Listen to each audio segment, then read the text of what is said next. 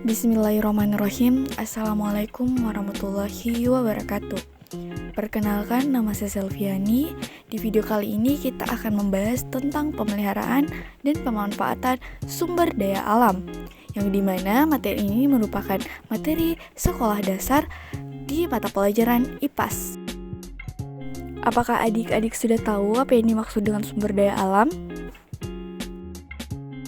Jadi, sumber daya alam adalah segala sesuatu yang terdapat di alam yang dapat digunakan oleh manusia untuk mencukupi kebutuhan hidupnya.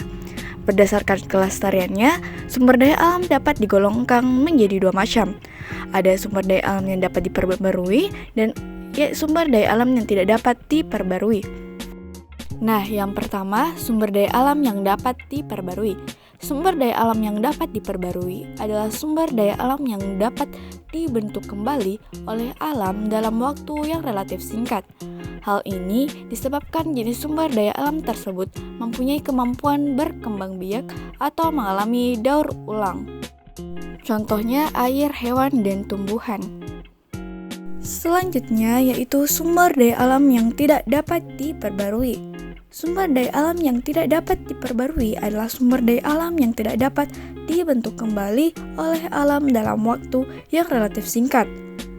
Nah, beberapa contoh sumber daya alam yang tidak dapat diperbarui seperti batu bara, minyak bumi, gas alam, logam, dan barang-barang tambang lainnya. Minyak bumi terbentuk dari hewan-hewan laut yang telah mati dan terkubur di dasar laut jutaan tahun yang lalu. Hewan-hewan yang telah mati tersebut tertutup lumpur dan pasir. Lama-kelamaan, dengan adanya proses alam dan jangka waktu yang lama, hewan yang telah terkubur berubah menjadi minyak bumi. Nah, minyak bumi ini dapat diolah menjadi bahan bakar, seperti bensin, solar, minyak tanah, dan kerosin. Cara memanfaatkan sumber daya alam. Seperti yang kita ketahui, bahwa sumber daya alam ada dua, yaitu sumber daya alam yang dapat diperbarui dan sumber daya alam yang tidak dapat diperbarui. Kedua macam sumber daya alam ini dapat dimanfaatkan manusia, namun penggunaannya harus bijaksana. Bila telah habis, maka sumber daya alam ini tidak dapat terbentuk lagi dalam waktu yang relatif singkat. Bukan tidak mungkin pada suatu saat sumber daya alam tersebut menjadi langka bahkan punah.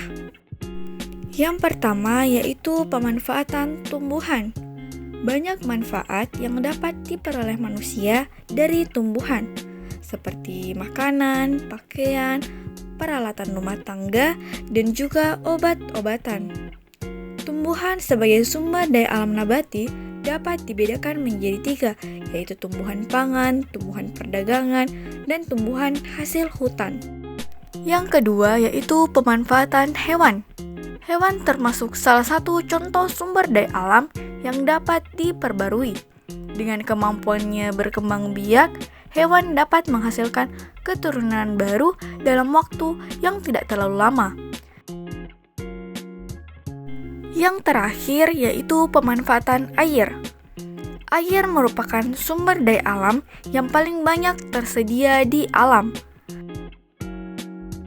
Air terdapat di mana-mana, seperti di danau, di laut, di sungai, bahkan di dalam tanah.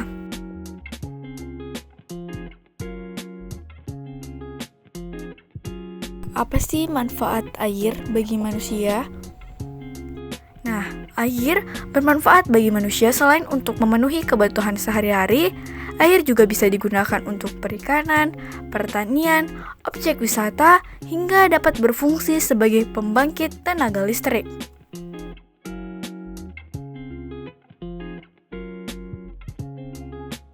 Itulah penjelasan tentang pemeliharaan dan pemanfaatan sumber daya alam. Saya harap adik-adik dapat memahami penjelasan saya, dan untuk mengetes kemampuan adik-adik bisa menonton video selanjutnya. Sekian, terima kasih telah menonton video saya. Wassalamualaikum warahmatullahi wabarakatuh.